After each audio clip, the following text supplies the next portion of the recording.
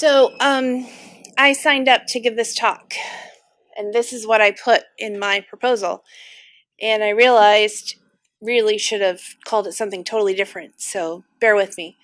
I think it's better accessibility by default, how using Ember and respecting the layered workflow can help give you a better accessible application. So, a little bit about me first. I live in Chicago. I work Chase Tower right there. I'm a decorated military veteran, 6 years U.S. Navy. I'm the organizer for Ember Chicago. So if you would ever like to come speak at a meetup, let me know. We'd love to have you. At my job, I'm an accessibility subject matter expert for a extensible platform that we used Ember to build, that other app dev teams take and use to build their applications. So, super fun. And I'm a team member of the Ember A11Y project. I also love all Final Fantasy video games except 8, because anybody who says they really love that one is not telling the truth. I believe in the Holy Trinity. The Holy Trinity for web developers. What does that mean? HTML, CSS, and JavaScript. By using these three in the way they were intended to use, for years I've been trying to tell other web developers, and I really mean years, I've been doing this for 20 years. Please use it right. Please use it right. Why? I don't have to. If it builds, it works. Oh my God. And then all of a sudden, accessibility came into my life and taught me I'm going to have a more accessible application by default if I use the tools I've already been given to use. You're not fighting, you're not putting all this extra code in, you're just using the code the spec is already telling you to use. It's a win. So my OCD is like so happy, right? And then after like 20 years of trying to explain this to other developers, I'm like vindicated for all those times. I didn't get to do it my way, right? My way. It's awesome. So what's accessibility? It does not mean cross-browser compatibility. I've heard that in interview question and answer sessions more times than I care to admit. It's always a little bit disappointing. So accessibility seeks to answer this question. Can people of varying abilities use the application in the way it was intended to be used? Let's look at a few different parts of this. What does varying ability mean? We're going to include the power user here.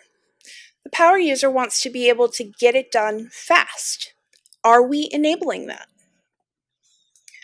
We're going to think about color blindness, different types, different levels of color blindness. Don't think of it as a disability, think of it as a varied ability. Vision. I can see everything. I can see some things. I have low vision, or I'm completely blind, and I don't have a monitor at all. Imagine that. Imagine trying to use your apps with no monitor. Do you think you could get through it? Don't answer. I know. You'll feel guilty. It's okay. I'm here to help. Hearing. Not so much these days, right, on the web, because those really irritating, YouTube aside, those really irritating autoplay websites don't really happen all that much anymore. Not so much like back in like 97, GeoCities, and it was really cool to have that under construction animated GIF and some flashing MIDI music playing, you know? Cognitive abilities. ADD, dementia, mild dementia, either permanent or temporary, stuff like that. Vestibular disorders.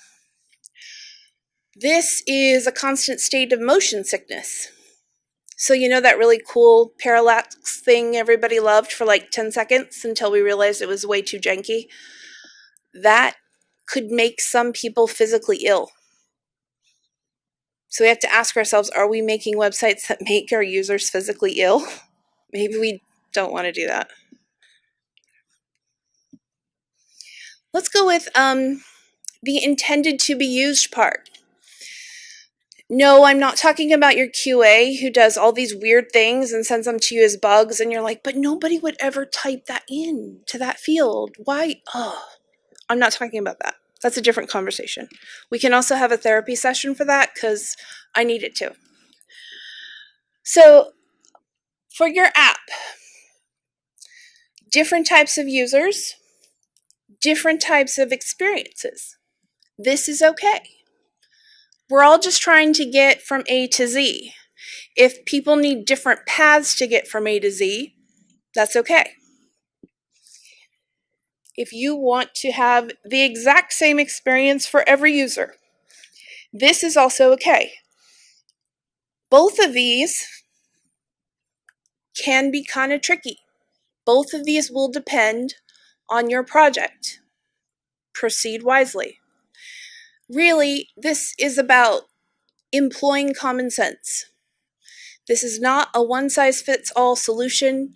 This is not a checkbox. You have to really understand the intent.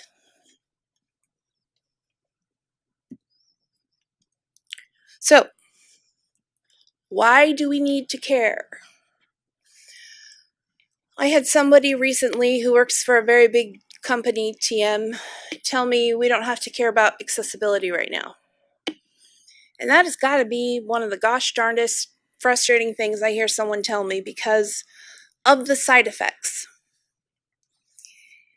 It will hurt your app because if you haven't thought about this from the beginning, you will be forced to think about it later. It's coming. Might as well do it now. You might have legal requirements. Here, especially in the United States, we have the Americans with Disabilities Act.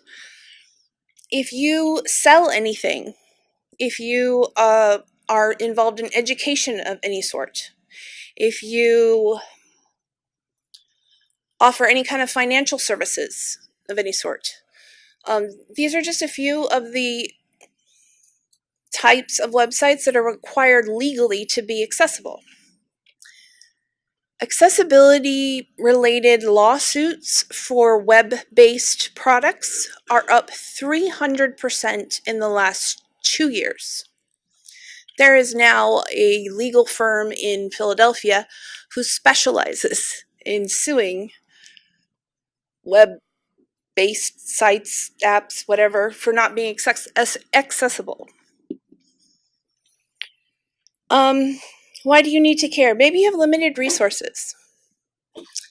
Maybe you have a budget and all that kind of stuff. And we'll go into that in a minute. Why do you need to care? Because inclusive culture. Because who are you missing out on because you haven't thought to take care of some of the basics? Because that's part of Ember. That's part of Ember's system of beliefs, core beliefs, whatever you want to call it. So, inspirational yet slightly dooming quote, failing to plan is planning to fail. Now, I'm not telling you to go have a bunch of meetings. I work in a giant enterprise corporation, and I can tell you that nothing is worse than 100 meetings in a day. I really just want to write code. So I'm not talking about that kind of planning. I'm talking about the pre-planning that comes with learning your craft, thinking this through a little bit, and that's the kind of planning I mean. Carrying out your intent from start to finish. So don't go off and have meetings and say I told you to do that, because I will hunt you down. So, oh wait, I have to go back to this one. You have to plan, especially if you have a budget. And if you're working on a project that doesn't have a budget, please let me know because I want to come work on that project. Because I've never been on a project that was like unlimited budget, right? That would be really fun. So, hi. Think about this. Do you want to pay to build it once? Or do you want to pay to build it twice? Because saying, oh, we'll just go back in and add it later, I can tell you from very painful personal experience, you end up refactoring it. And whether you're refactoring it component by component, or, oh my gosh, the deadline is next week and we still have to do this, you'll end up refactoring it.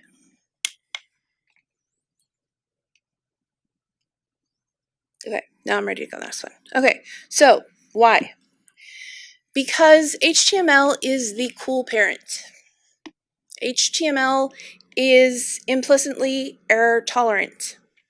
You can nest divs and spans. Like, when I see that, it physically makes me like, I have pain when I see something like that. But you can do it. HTML will let you. You could put everything in a div, and HTML would be like, sure, knock yourself out. I don't care. JavaScript, not so much. So this has led, I believe, to this sort of false equivalency into the developer mindset. HTML just works. JavaScript stops me if I'm doing something bad. Why didn't HTML stop me? If HTML didn't stop me, it must be okay. This is where we get the if it builds, it works mentality. And this is where we're hurting ourselves when it comes to accessibility. You might be able to ship that thing faster, but it won't be accessible. And you'll have set yourself up for a lot of extra work in the long run because the built-in support for accessibility that's in the HTML5 elements, you then have to go back in and add all of those ARIA roles. Do you really want to add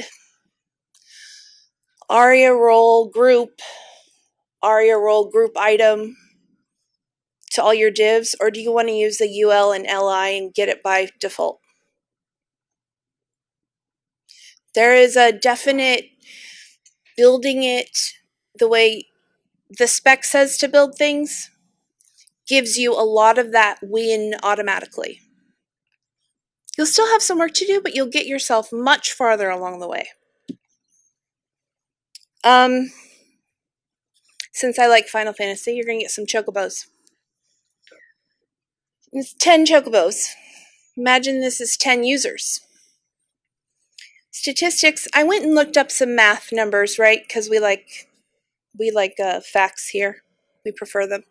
Not alternative ones, I promise. I took the numbers of how many disabled people there are, and I sort of filtered down the numbers for disabilities that wouldn't really affect your relationship with technology until I had a number of how many people have a disability that directly affects their relationship with technology.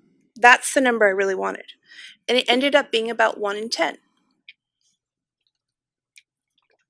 If you don't think about accessibility from the start, you are then what? Excluding 1 in 10 people from being a user? Now think about how many users you have. Add 10% to that. How much revenue is that? Are you losing money? Maybe I should have made these dollar signs. Sorry. I don't know. But I'm going to let you imagine.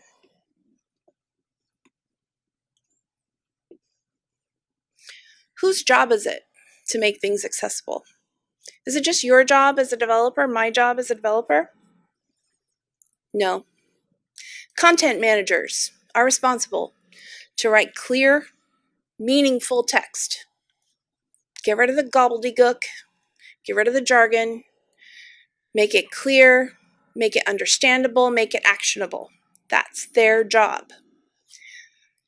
I'm not just the one saying that either as the developer who's had to work with all this nonsense. The spec says it. The WCAG guidelines say it. Content managers are responsible to create clear, easy to understand content. UX designers. Logical workflows. Huge. Who thought? Visual designers are responsible. Of course, developers. We do a lot of the heavy lifting on this one. QA testers. Their responsibility is to do meaningful testing. Not every which way under the sun, but test in a meaningful way for specific user personas. Wow, try saying that 10 times fast. Okay. But they need to be precise, and we can help them along the way. Most of all, we need leadership. We need the support of our bosses, the people who sign our paychecks, right? Because this is what we do for a living. Let's not forget that. We're paying bills. Leadership has got to support us, or else it won't work. Look and see. There's 6 dots on that list, and developer is only one of them. So think about all that weight you're carrying on your shoulders, thinking about accessibility and how it's just your job and you're the only one who cares about it. If you're saying that sentence over and over and over, I keep telling them accessibility is important, but they won't listen. Change the conversation. That's what you can do as a developer. Have a different conversation with them, and in your own code, use Semantic HTML. Use it the way it was supposed to be used to get that benefit. So, let's talk about some practical places. Wait, I'm going to say one more thing about this. If you're one of those developers, and I used to be one, if you're one of the developers who keeps saying, I keep trying to tell them that accessibility is important, I want you to look in the mirror when you go home, and I want you to say, I cannot do this alone. And then close your eyes and open your eyes and say it again. I cannot do this alone. Repeat this to yourself as many times as is necessary until you really understand it deeply in your soul. You cannot do this alone, but you don't have to do this alone. This is not just your responsibility as a developer. It's all of our responsibility. It's the entire product team's responsibility. Let's look at some practical ways you as a developer can start. Use Semantic HTML. A header has a natural role of header. A nav has a natural role of navigation. There are so many benefits and so many shortcuts and so much less code you have to write just by using Semantic HTML. Make sure you can tab to all your interactive elements. Use a button if it's supposed to be a button. Links, form inputs, all of those things. You could do them a different way. I'm not telling you not to do them a different way. I'm saying make sure you can tab to them. Please use the default one. It's already there. You can totally do it. But if you insist, make sure you can tab to it. If the image on the page is used for more than just to make it interesting, right? Put a value in the alt tag. I've discovered as a component creator for a large UI library that Ember computed properties are awesome. Really awesome for this. I've done all sorts of accessibility things because of the Ember computed property. It's thank you, whoever decided to do that. Just thank you. Some more places you can start. Bookmark the WAI ARIA roles. They have a page. Like, they just put it out there, and it has all the roles listed on it. It's become one of my best friends. It's up in my, bookmark tab bar. Control F all the time, looking for things. And I know this stuff pretty well by now, but don't be afraid to do that. Just see if it's there. Be curious. This is the natural developer mindset, right? Is to be curious. So feed the curiosity for the better accessibility of your application. Something fun to try. If you took out all the color from your page, would you still be able to figure out what to do? Can't just use color to indicate what to do next. You also need to use underlines or help text or bold or a little icon or arrow or something.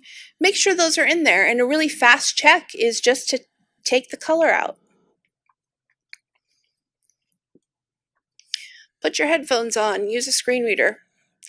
My voice is shaking a little bit, not just because my throat's dry, but the first time I tried to use a screen reader, I took my headphones off in about 2 seconds.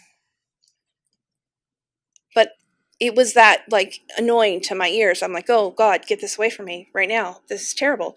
But it's an essential part of the process. Now my headphones are on by default for most of my day because I'm checking accessibility things and the voice doesn't bother me anymore. You have to try it though. Walk a mile in someone else's shoes.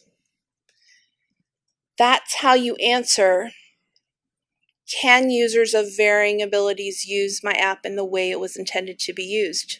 By actually trying it out.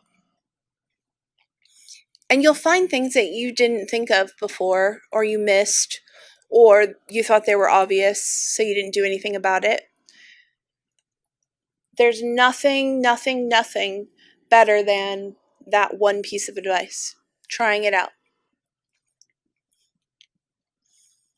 Pay attention to your focus order. So when you're focusing, we're trying the thing to tab through and see if we can hit all our inputs. Make sure they're tabbing and focusing in a logical order through the workflow, like they should be. Check the click and tap areas. Are they big enough? I don't know about you, but I got really fat thumbs. I need a big tapping area. And you can check online. There's guidance for this already. How big it should be, I can tell you, but you can look it up. Another piece of advice is to write out some personas. Thinking about the different people who could be using your app, who might be using your app, who are more likely to be using your app than other kinds of personas. Because maybe you're very focused and you're very specific on who your target audience is. Doing that can bring you a lot of clarity, and you can send those over to QA and say, stop testing all the weird things, just test to this. It helps. So how can Ember help you? What are we doing in the Ember space to help with this? Ember A11Y testing, because Trent's awesome. This is built on Xcore, and this is integrated when you run Ember test, which is recently changed, by the way. It didn't used to do it that way. So if you have used it before and you haven't upgraded, make sure you check that out. This will tell you if you have gotten a role incorrect or something like that before you even push your code. So you're eliminating that pushing it, QA checks it, and they send it back to you, there's a bug, and then you have another JIRA ticket and all that. You're just Xing all that out. I had one developer recently who thought that ARIA roles were like CSS classes where he could define them himself. And it was super fun. So Ember A11Y testing was awesome that we used it because it helped him understand, oh, I can't do that. And it links to the spec that says where you can't do that. It must be and it tells you how to fix it. That's the better part, I think. Ember A11Y, which helps bring meaningful focus to the single page application, I guess, is the best way to put it. So you know how when you load a new page and you start tabbing through, if you've ever tried it, focus will go automatically to the top leftmost thing on that page. And even if you're in a single page application, the route changes just a little bit. Maybe you're from home and you went to messages. Now you're in messages. It will still start back up at home on the top left, and you're tabbing all the way through all that nonsense again. And you could put a skip link in there, but Ember A11Y is an add-on that seeks to do it a little bit more elegantly, automatically bringing that focus into the most relevant part of your screen based on your route, which I think is pretty cool. And then go ahead, come on into the Ally Slack channel that we have and ask questions. If you say accessibility in any of your chats, my phone tells me, and I'll come, be summoned, and answer. It's kind of like a bat signal. So I have a few keywords set up to ding me, responsive, design, and accessibility. So feel free to join in. The project is great. The people working on it are great. We crack a lot of jokes, as you may have been able to tell. And there's always more to do and more ways to level up, right? If you think, maybe you're sitting here and you think, oh, she didn't tell me anything I already knew. Maybe I'll get you now. So let's see. Learn how to use ARIA Live to announce live updates to data on the screen. Learn how to write a keyboard navigation mix-in. Now, if you thought that part was too easy, oh, I'm going to get you here, I promise. Localize it. Boom. Seriously, like, so this just happened to me, let's see, what's Monday? So this happened to me Thursday afternoon. I discovered that the French, I think it's the French, have a different keyboard. There's a different key. Like, I didn't, oh. So not only am I thinking, okay, responsive design is accessible, I've localized it for like 10 different languages. I'm awesome, right? Then I find out there's a different keyboard. Oh my God. So I'm still working on that. So if somebody wants to work on that with me while we're here this week, totally awesome. Woohoo. Build a modal with no keyboard traps. Focus needs to stay on that modal and only on that modal until they get rid of that modal. They shouldn't be able to access any of the data or any of the options behind that modal. Now, really, we should be moving away from modals already. We really should. It's 2017. We can be grown-ups about that now. But if you have to use them, build a modal with no keyboard traps. Let's see. And I'm going to go back to here. Any questions? Thank you.